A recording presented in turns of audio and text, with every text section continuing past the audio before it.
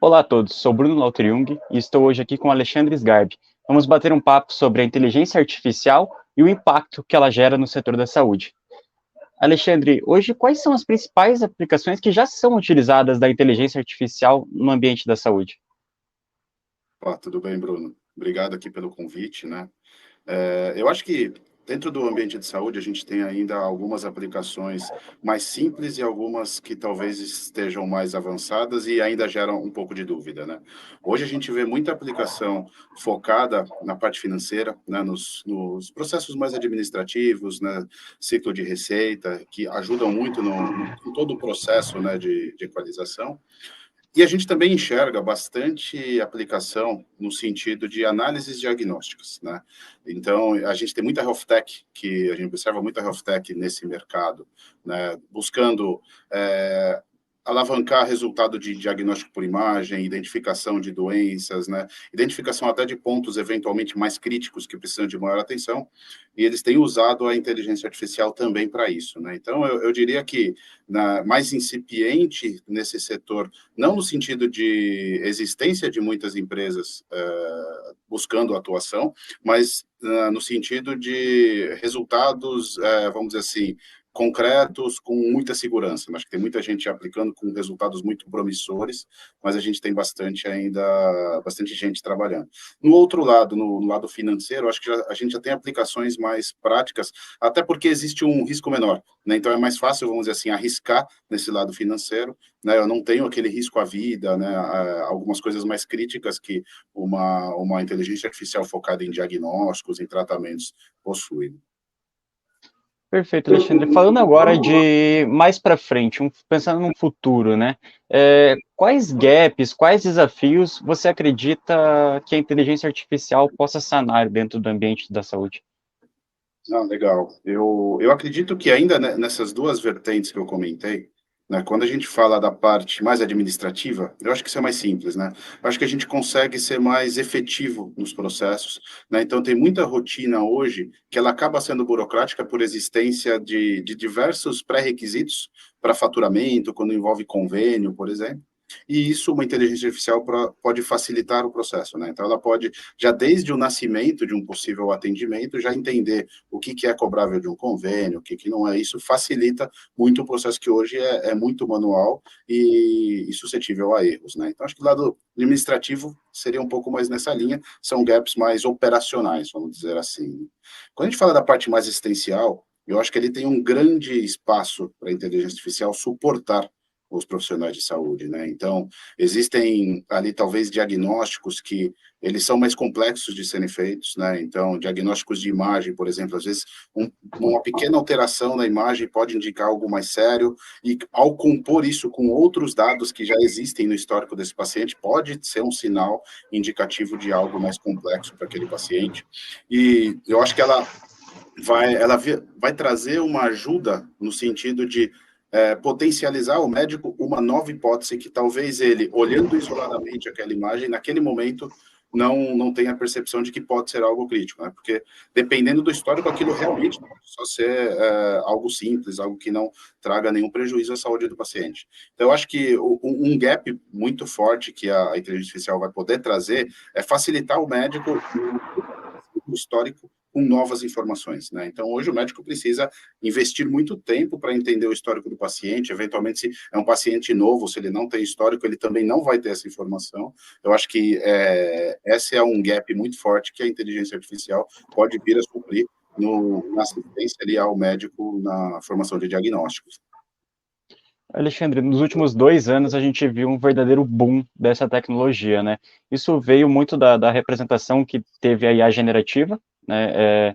O chat GPT, no caso. Só que muitos especialistas, muitas pessoas levantam algumas questões éticas e legais com relação ao uso dessa tecnologia. Para você, quais são os principais pontos éticos que precisam ser discutidos quando a gente vai falar do uso dessa nova tecnologia? Ótimo. Eu acho que esse talvez seja um dos pontos-chave para o avanço da tecnologia, né? A gente, quando vai analisar a viabilidade ou até qual profundidade que uma inteligência artificial pode chegar, pode trabalhar, a gente parte muito de uma decisão anterior, que é qual é o risco do erro, né? que eu quero dizer com isso? A inteligência artificial, assim como nós, principalmente a generativa, ela vai errar algumas vezes, e a gente vai, com esse erro, aprimorá-la e trazer novas funcionalidades, né? Então, a gente parte desse ponto. Ó, qual que é o risco de um erro? Se ela errar uma vez em 1000, isso é grave ou isso é aceitável? Né? Então, vou dar esses dois exemplos que a gente comentou. Se eu estou num ciclo financeiro, pode ser aceitável. Né? O máximo que vai acontecer, eventualmente, eu perder um faturamento, posso ter um prejuízo naquele mês, é algo crítico para a operação da empresa, mas não é algo fatal. Se eu tenho erro 1 em 1000, por exemplo, num atendimento ao paciente, esse erro 1 significa que aquele paciente vai virar óbito. Então, esse é um risco não aceitável. Né? Então, eu acho que a gente parte desse tipo de análise. Mas, além disso, a gente tem que considerar algumas coisas. Né? Eu vou focar, talvez, aqui um pouco mais na parte assistencial, que eu acho que é onde a parte das implicações étnicas talvez estejam mais fortes, né, na nossa discussão. Então, quando a gente está falando ali, por exemplo, de uma linha assistencial, a gente tem que garantir que a inteligência artificial tem um termo, né, que a gente usa bastante, que é o determinismo. Né? O que significa isso? A mesma pergunta feita de diversas maneiras diferentes, ela precisa ter a mesma resposta. Quando a gente fala de uma pessoa, né, de um ser humano, independente de como o paciente elabora a pergunta, se a resposta é a mesma, aquele profissional de saúde vai ter capacidade de dar a mesma resposta para o paciente. A gente não pode correr o risco de uma inteligência artificial ter respostas diferentes para essa situação. Né? Então, acho que esse já chega, é um primeiro problema ali, que como que nós garantimos, né, que toda essa capacidade da inteligência artificial não vai gerar situações divergentes. Né? E um outro ponto eu acho que importante é como a inteligência artificial normalmente ela é direcionada para dar respostas, a conciliação de informações divergentes ou a ausência de histórico pode ser algo que leve a conclusões equivocadas do ponto de vista da inteligência artificial. Então, acho que esse é um ponto mais, talvez mais tecnológico, né, que exija uma estruturação de informações, uma qualidade maior, mas ele acaba sendo um ponto de vista ético quando a gente chega no ponto onde a inteligência artificial precisa tomar uma decisão. E aí eu remeto ao que eu comentei no início aqui, né? A análise que a gente faz de qual é o risco daquela decisão equivocada da inteligência artificial. Então, quando a gente chega a um ponto como esse, a gente deriva um pouco de qual que deveria ser a função da inteligência artificial naquele processo ou naquela atividade. Né? Então, se a gente está falando de algo onde o risco é aceitável, pegar o exemplo financeiro que eu dei, eu posso fazer com que a inteligência artificial tome a decisão final, porque, eventualmente, se ela incorrer em erro, eu consigo, posteriormente, identificar esse erro, fazer alguma correção e mitigar aquele erro que ela fez. Talvez com um pouco mais ou menos de impacto, mas é possível a mitigação, é possível a correção. Quando a gente pega do ponto de vista assistencial, que eu comentei, né, que aquele erro pode resultar um óbito, e isso não é aceitável, a gente tem que derivar a execução da inteligência artificial para ser algo que vai assistir ao profissional de saúde, né? Então, ela nunca vai tomar a decisão final. Por exemplo, estou com um paciente internado, ela analisa, faz né, uma análise em cima de todo o diagnóstico daquele paciente e orienta qual medicação que ele pode tomar. Ela nunca vai poder ser o fator decisório para delimitar que é essa medicação que aquele paciente vai tomar. O que ela pode fazer é sugerir. Então, ó, com base na análise de dados, parece que o diagnóstico é tal e a sugestão é tratar com o medicamento tal. E aí a responsabilidade tem que ser de um profissional de saúde para garantir que nenhum desses vieses que a gente comentou estejam em prática, né, ou acarretem algum risco ali para o tratamento do paciente. Então, eu diria, acho que essa parte mais ética, esses temas mais éticos, vou estar muito focado nesse ponto, né? Qual que é a capacidade da inteligência artificial de tomar decisões versus o risco que ela traz, né? A gente sabe que a inteligência artificial ela funciona de acordo com algumas barreiras que a gente define. Se eventualmente tem uma barreira que não foi bem definida, para ela é normal seguir aquele caminho, né? Então, a gente precisa ter esse cuidado para garantir que nada com essas características venha acontecendo. Alexandre, como você vê essa ferramenta colaborando na relação entre instituições e planos de saúde? Eu acredito que tem muito espaço para ser uma relação talvez mais saudável, né? Hoje a gente tem acho que o principal ponto de conflito entre as duas situações é a questão do credenciamento e do que foi negociado entre ambas as empresas para aquela cobertura específica.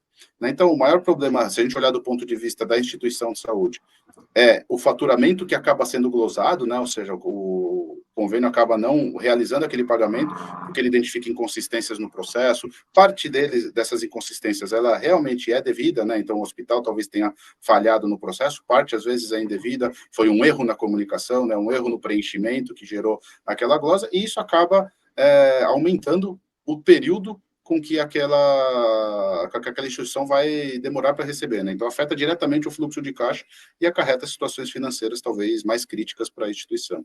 Do outro lado, quando a gente fala do plano de saúde, é o mesmo problema, só que com, né, outro prisma de visão. Então, como que ele garante que ele reduz a fraude, né? Então, que eu não esteja repassando dinheiro, repassando pagamento para procedimentos que foram fraudados? Como que eu garanto, né, que aquilo que está sendo feito realmente é necessário?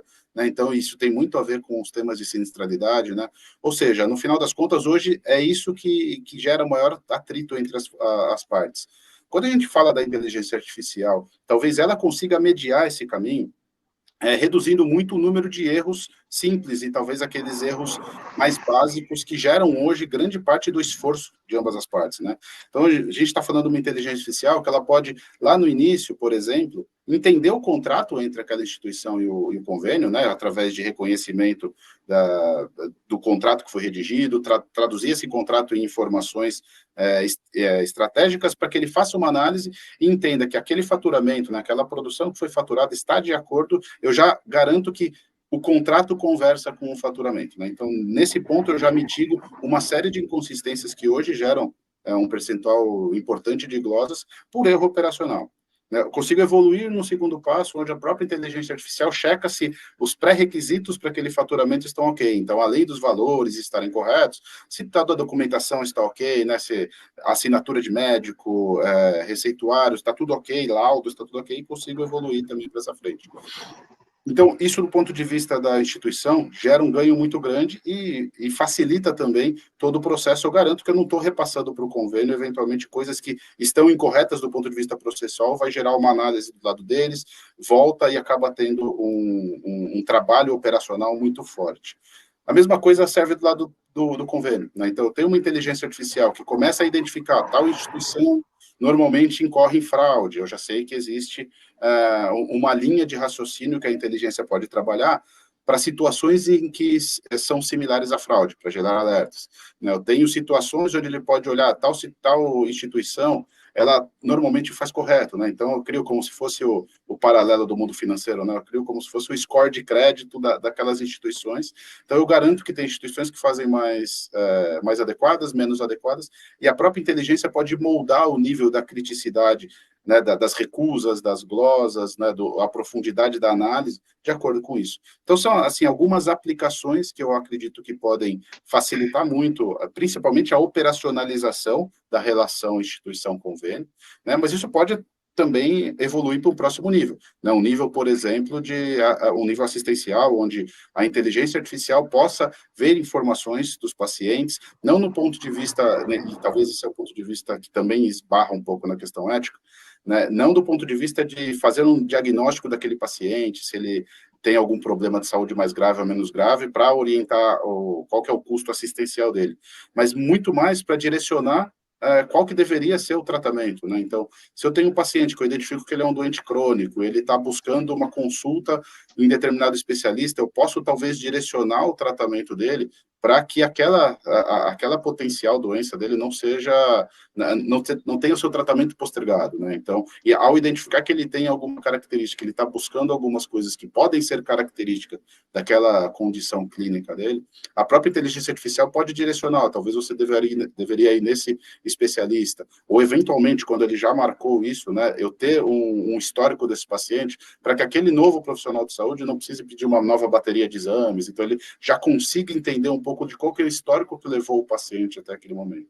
Então, acho que todas essas situações, elas podem gerar muita sinergia entre as instituições e os planos de saúde, né, tanto do ponto de vista operacional, como foi o primeiro exemplo, como desse mais assistencial, que, no final das contas, eu acho que ambos acabam trazendo benefícios não só de qualidade para o paciente de saúde, mas também financeiro para as instituições. Perfeito, Alexandre. Para encerrar o nosso bate-papo, eu queria saber de você qual deve ser a principal tendência da IA generativa nesse setor no ano de 2024. Ah, legal.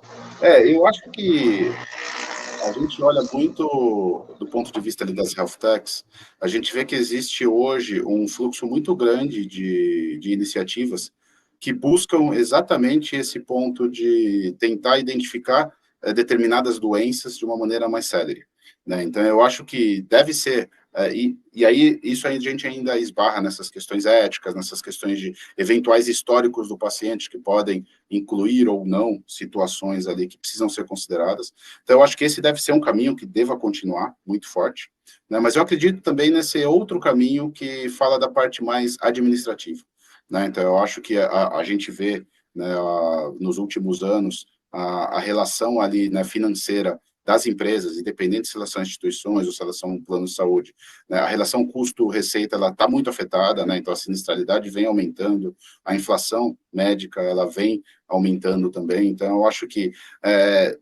já estão surgindo, né, no último ano a gente já viu um incremento muito grande de health techs, muito mais focadas nesse ciclo financeiro, né? Então, como eu ajudo as instituições a fazer melhor seu processo de faturamento, a errar menos, né, com essa relação de detalhes daquele contrato com o convênio versus o que foi realizado, e da mesma maneira eu acho que o lado dos convênios também estão usando muito isso para a questão da prevenção de fraudes, né? Então, o número de fraudes está cada vez maior, a gente tem muitas health techs focadas em situações de fraude com clínicas, com beneficiários, com corretoras de seguro. Então, eu acho que essas duas linhas elas devem andar um pouco em paralelo, ambas crescendo, ambas talvez com bastante movimento.